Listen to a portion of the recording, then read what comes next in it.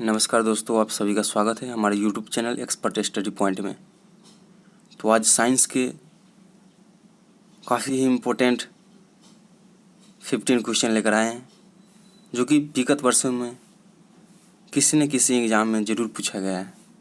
तो समझ सकते हैं कि ये जो 15 क्वेश्चन हैं ये आपके लाइफ की काफ़ी इम्पोर्टेंट क्वेश्चन है, जो कि चैलेंजिंग क्वेश्चन के नाम से हमने आज इस क्वेश्चन को लाए हैं। थंबनेल में देखे होइएगा, तो ज़रूर आप अपने कॉपी कलम को बगल में रख लीजिए और ये 15 क्वेश्चन में से कितने का क्वेश्चन आप सही दे पाते हैं, इससे आप अनुमान लगा सकते हैं कि आपकी तैयारी कैसी है। तो चलिए समय को देखते हुए आज के जो 15 क्वेश्चन हैं उन पे अनुमान आप लगा सकते हैं या आप अपने आजमा सकते हैं कि कितने तैयारी आपका है। तो चलिए, पहला क्वेश्चन आपके स्क्रीन पे आ चुका होगा। विद्युत आवेश का ऐसा मात्रा क्या होता है? विद्युत आवेश का ऐसा मात्रा क्या होता है? तो ज़रूर इसका आंसर आप अपने कॉपी पे लिखिए और इसके बाद हमारे द्वारा आंसर दिए गए उससे मिलान कीजिए कितना क्वेश्चन आपका सही हो रहा है। तो पहला क्वेश्चन था विद्युत आवेश का ऐसा मात्रा क्या होता है? तो इसका राइट आंसर हो जाएगा ऑप्शन नंबर बी, कूलम। विद्युत आवेश का ऐसा मात्रा कूलम होता है। चलिए अगले क्वेश्चन की ओर चलते हैं।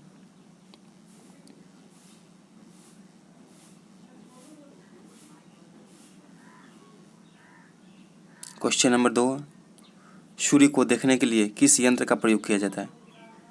सूर्य को देखने के लिए किस यंत्र का प्रयोग किया जाता है? तो इसका राइट आंसर पहले आप अपने कॉपी पे लिखिए, उसके बाद मेरे द्वारा आंसर जो दिए जाते हैं उसको मिलान कीजिए। तो जी हाँ, इसका राइट आंसर हो जाएगा ऑप्शन नंबर सी, हेलियोस्कोप। जी हाँ, हेलियोस्कोप के द्वारा सूर्य को देखने के लिए एक यंत्र है। हेलियोस्कोप जो है सूर्य को देखने का एक यंत्र है। चलिए अगले क्वेश्चन की ओर चलते हैं।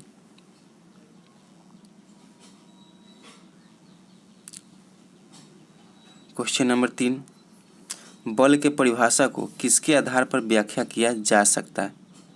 बल के जो परिभाषा मिलते हैं वो न्यूटन के कौन से नियम से मिलते हैं? जी हाँ, इसका राइट आंसर जल्दी कमेंट कीजिए या अपने कॉपी पर तैयार कीजिए, उसके बाद देखिए मेरे द्वारा आंसर जो दिए जाते वो। तो बल की परिभाषा को किसके द्वारा व्याख्या किए जा सकते हैं?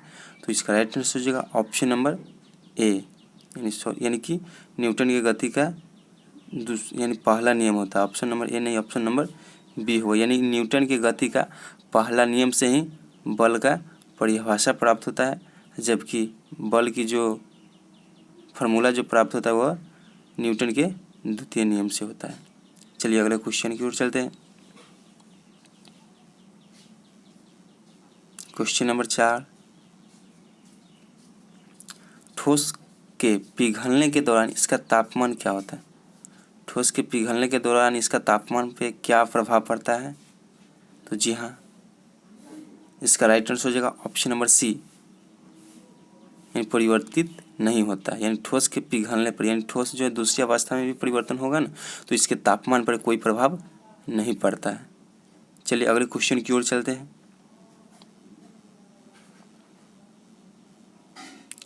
क्वेश्चन नंबर 5, एक उत्तल लेंस की फोकस दूरी होती है। एक उत्तल लेंस जो होती है उनकी फोकस दूरी क्या होती है? धनात्मक, ऋणात्मक, शून्य, अपरिमित। तो जी हाँ, इसका राइट आंसर हो जाएगा ऑप्शन नंबर ए, धनात्मक होता है। उत्तल लेंस की जो फोकस दूरी होती है, यानी फोकस की जो लंबाई होती है वो हमेशा धनात्मक होता है। चलिए अगले क्वेश्चन की ओर चलते हैं।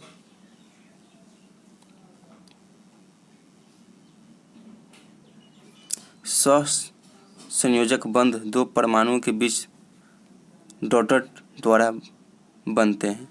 ये जो सहसंयोजक बंध जो होते हैं दो परमाणुओं के बीच जो बनते हैं, किसके द्वारा बनते हैं? तो जी हाँ, इसका राइट आंसर हो जाएगा ऑप्शन नंबर डी, इलेक्ट्रॉन की साझेदारी के द्वारा। इलेक्ट्रॉन, दो जो तत्व होते हैं वो आपस में इलेक्ट्रॉन के साझेदारी के द्वारा ही सहसंयोजक बंध बनाते हैं। जी हाँ, चलिए अगले क्वेश्चन की ओर चलते हैं।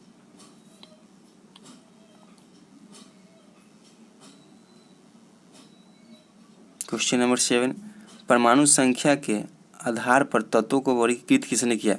ये जो पीरियोडिक टेबल है वो परमाणु संख्या के आधार पर किसने वर्गीकृत किया है? तो जी हाँ, इसका राइट आंसर हो जाएगा ऑप्शन नंबर बी, मोजले ने, यानी मोस्ले कहिए या मोजले ने ही परमाणु संख्या के आधार पर तत्वों को वर्गीकृत किया था। ये 1913 में किया था। जी हाँ, चलिए अगले क्वेश्चन की ओर चलते हैं।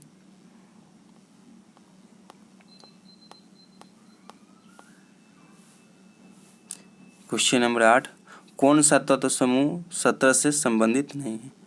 कौन सा तत्व समूह 17 से संबंधित नहीं है? तो इसका राइट आंसर हो जाएगा option number D, bromine. Bromine जो है सॉरी इसका राइट आंसर आपका, इसका राइट आंसर हो जाएगा आर्गन हो जाएगा। आर्गन जो है समूह 17 से संबंधित नहीं है, जबकि ये जो आर्गन है आपको समूह 18 से संबंधित है।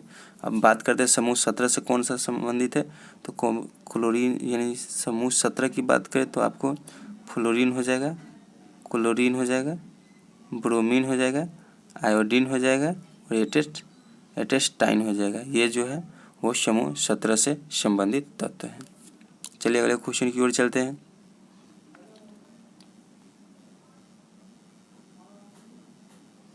क्वेश्चन नंबर 9, सोल्डर यानी टाका के घटक कौन है? यानी सोल्डर जो है वो किसके घटक है या किसके दो मिश्रणों से बनता है? तो इसका राइट आंसर हो जाएगा ऑप्शन नंबर ए, पीबी और एसएन, यानी सीसा और टीन। सीसा का संकेत पीबी होता है जबकि टीन का एसएन होता है। तो सोल्डर या टाका पूछे किसका मिश्रण है, तो कहेंगे पीबी और एसएन का है। चलिए अगले क्वेश्चन की ओर चलते हैं।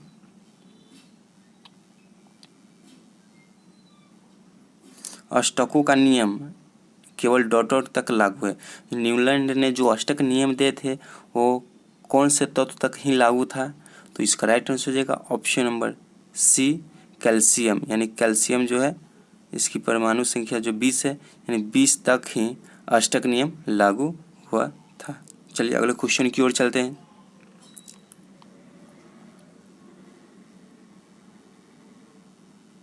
क्वेश्चन नंबर 11, पीत यानी वाइल का श्राव होता है, यानी पीत का श्राव कहाँ से होता है? तो जी हाँ, इसका राइट आंसर हो जाएगा ऑप्शन नंबर बी, यानी कि यकृत, जिसको जिगर भी बोलते हैं। यानी पीत यानी वाइल का श्राव आपको यकृत यानी जिगर से होता है और पित्ताशय में जाके आप जमा हो जाता है। चलिए अगले क्वेश्चन की ओर चलते हैं।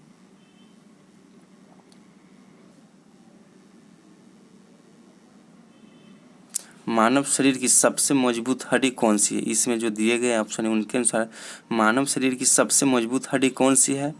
तो इसके अनुसार राइट आंसर हो जाएगा ऑप्शन नंबर डी, जांघ की हड्डी। जांघ की हड्डी जो मानव शरीर की सबसे मजबूत हड्डी होती है। चलिए अगले क्वेश्चन की ओर चलते हैं।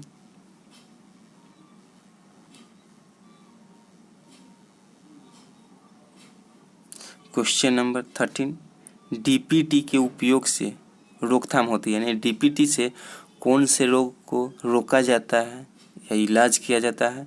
तो काली खांसी, डिप्थीरिया और टेटनस, इनमें से सभी जो है वो डीपीटी के उपयोग से रोका जाता है। फिर से देखते हैं, काली खांसी, डिप्थीरिया और टेटनस है।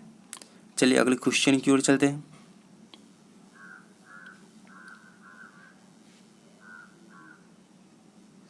मानव शरीर में निषेचन की क्रिया कहाँ संपन्न होती है?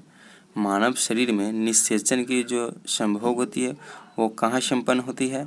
तो जी हाँ, इसका राइट आंसर हो जाएगा option number C, fallopian tube में।